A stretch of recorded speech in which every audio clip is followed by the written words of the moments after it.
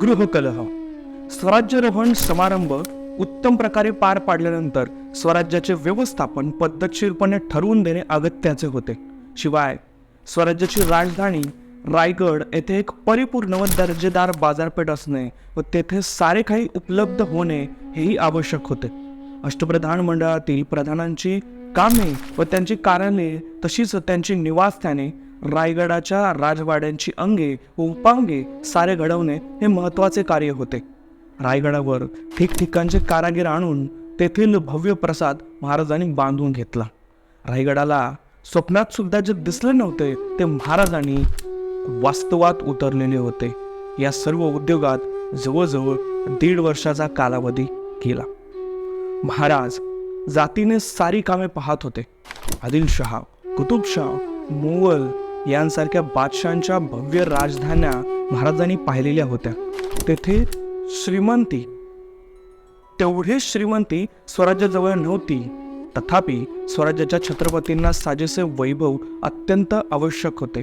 यामुळे या सर्व रचनेत महाराजांनी प्रचंड खर्च केला. तो भरून काढण्यासाठी बाहेरून द्रव्य मिळवणे आवश्यक होते. त्यातच जिजाऊ महासाहेबांचे निधन, नेसरीच्या लढाईत प्रतापराव गुजरांचा मृत्यू, महाराजांची एक पत्नी काशीबाई साहेबांचे निधन यांसारख्या महत्त्वपूर्ण आणि धक्कादायक घटना घडल्या. अर्थात अशा गोष्टींनी खचून जाणारे महाराज मुळीच नव्हते.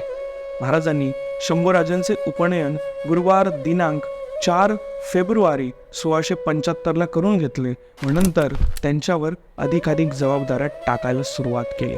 शंभूराजांनी एका दाव्याचा निकाल दिनांक 13 मार्च 1675 रोजी दिला होता. तो होता गोपाळ सेठ या व्यापाऱ्याच्या अधिकारांबाबतचा. 4 मे 1675 शंभूराजांची पुण्याच्या राघोबास्कर सहहवालदार आणि जुन्नरच्या राघोबल्ला सुभेदाराला पाठवलेली पत्रे त्यांच्या कार्यकर्तृत्वाची साक्ष देत आहेत. सॅम्युअल ऑस्टिन हा 7 सप्टेंबर 1675 रायगडावर महाराजांना भेटायला आलेला होता. तेव्हा शंभूराजे महाराजांबरोबर बसलेले होते अशी त्याने केलेली नोंद उपलब्ध आहे. पुढे नोव्हेंबर 1675 महाराज साताऱ्याला आले असताना अचानक आजारी पडले. सुमारे 2 महिने महाराज आजारी होते. या काळात एका इंग्रज अधिकाऱ्याने लिहिलेल्या पत्रात महाराजांचा मृत्यू झाला आणि तो शंभूराजांनी केलेल्या विष प्रयोगाने झाला असे लिहिलेले आहे. इथे महत्त्वपूर्ण बाब समजून घेण्यासारखे आहे. शंभूराजे गडावरून रात्री बेरात्री खाली उतरत आणि कोणा एका मंत्र्याच्या कन्याशी त्यांचा प्रेमसंबंध होता आणि महाराजांनी रागाने याबद्दल शंभूराजांना कडलोट करून ठार मारण्याची आज्ञा दिली आणि त्याबद्दल रागावून म्हणे त्यांनी विष प्रयोग केला असे या दंतकथेत म्हटले गेलेले आहे. त्यानंतरच्या इंग्रजांच्या पत्राने हा विषप्रयोग शंभूराजांनी केलेला नसून एका न्हाव्याने केलेला असा खुलासा केला गेला आणि नंतर पुन्हा महाराज बरे असून कामे पूर्वीप्रमाणेच पाहत आहेत असेही कळविण्यात आले. अशा इंग्रजांच्याच नंतरच्या पत्रातून खोट्या ठरलेल्या बिनबुडाच्या आरोपावरून शंभूराजांच्या चारित्र्य हननाला प्रारंभ झाला असे म्हणायला हरकत नाही. याच भाकड कथेतील ब्राह्मण कन्येला गोदावरी असे नाव पुढे बहाल करण्यात आले आणि तोच संभाजी महाराजांचा चारित्र्य हननाचा जो कार्यक्रम होता तो रेटण्यात आला. राज्यारोहणानंतर सोयराबाईंच्या मनातही मंथरेने प्रवेश केला.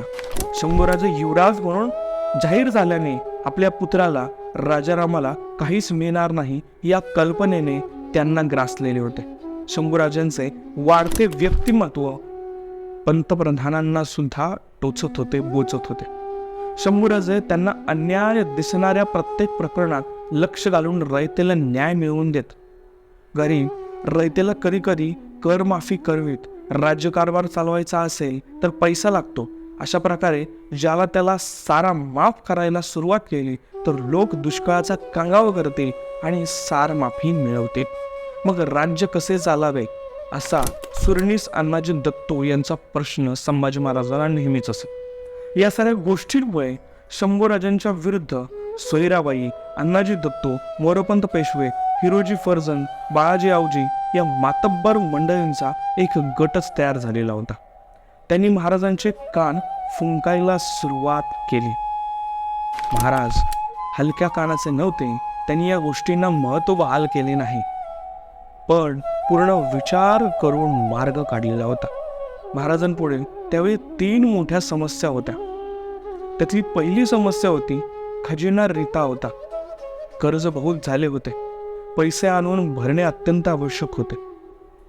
दुसरी समस्या होती महाराजांना कायमचे नेस्तनाबूत करण्याच्या हेतूने औरंगजेबाची सुमारे 5 लाख सेना विजापूर ते औरंगाबाद या परिसरात जमा झालेली होती. शहजादा मोअज्जम या मोहिमेवर स्वतः आलेला होता. या आक्रमकांना थोपवून धरणे हे दुसरे महत्त्वाची समस्या होती. आणि तिसरी होती गृहकलह निवारण करणे अगत्याचे होते. महाराजांनी एक नामी योजना योजली. महाराज स्वतः प्रचंड फौजफाटा घेऊन रायगडाहून निघाले. त्याचवेळी महाराजांनी शंभूराजांना पन्हाळगडावर राहून बादशाही फौजांवरती नजर ठेवणे आणि युक्तिप्रयोगाने महाराज परत येईपर्यंत त्यांना थोपवून धरणे ही कामगिरी सोपवली. शंभूराजे रायगडापासून बाजूला काढले गेल्यामुळे स्वाभाविकच रायगडावर आता कलहाची भीती राहिलेली नव्हती. स्वराज्याची महाराजांचे प्रतिनिधी म्हणून सर्व व्यवस्था सरकारांवर सोपवलेली होती व शंभूराजांना दूर पाठवलेले होते. ते कष्टी झाले असा अर्थ अनेकांनी लावलेला आहे, परंतु महाराजांनी त्यांना पन्हाळा, प्रभावली आणि शृंगारपूर या सुभ्याचे सुभेदार म्हणून पाठवलेले होते. शंभूराजांनी यावेळी आपले शिक्के व मुद्रा वापरण्यास आरंभ केलेला होता. एक प्रकारे रायगडच पन्हाळावर आला होता आणि पन्हाळगड हाच जणू स्वराज्याची राजधानी झाला होता असं म्हणायला इथे वाव मिळतो. या काळात मिळालेल्या सवडीचा शंभूराजांनी उत्तम उपयोग करून बुधभूषणम हे संस्कृत काव्य व अन्य काही हिंदी काव्यसुद्धा लिहिली. त्याचा संस्कृत साहित्याचा व्यासंग चालूच होता. कवी कलश त्यांच्याबरोबर होताच. तोही उत्तम योद्धा, मुत्सदी व संस्कृत विद्वान तसेच हजर जबाबीही होता. शंभूराजांना जो महाराजांच्या अष्टप्रधान मंडळाने दूर दूर लोटले तो त्यांनी कवी कलशाला जवळ केले. ते परदेशी असल्यामुळे व शंभूराजांच्या विश्वासातला असल्यामुळे अन्य प्रधानांच्या मत्सराचा विषय हा कवी कलश म्हणजे कब्जा कलुषा म्हणलेला होता. शंभूराजे कधी पन्हाळ्याला तर कधी सासूरवाडी शृंगारपूरला असत. तेथून मोगली आक्रमकांवर ते बारीक नजर ठेवून होते आणि त्यांचा राजकारणाबरोबरच पत्रव्यवहारही चालूच होता. त्यावेळी दिलेर खानाची छावणी बहादूरगडावरती होते. बादशाही फौजांचे हल्ले लवकरच स्वराज्यावर व्हायचे होते हे कळाल्याने शंभूराजांनी दिलेर खानाशी पत्रव्यवहार करून त्याच्याबरोबर सामील होण्याच्या भाषेत सूर मिळवलेला होता. त्यासाठी त्यांनी आपल्या वडिलांच्याच व आपल्यात दुरावा निर्माण होऊन ते स्वतंत्र आईच्या अधीन आहेत अशी विधाने करून दिलेर खानाच्या मनात जवळकीची व विश्वासाची भावना उत्पन्न केलेली होती. तसेच आपण मुघलाईत सामील होऊन सह्याद्री जिंकायची इच्छा धरून आहोत असेही शंभूराजांनी दिलेर खानाला भासवले.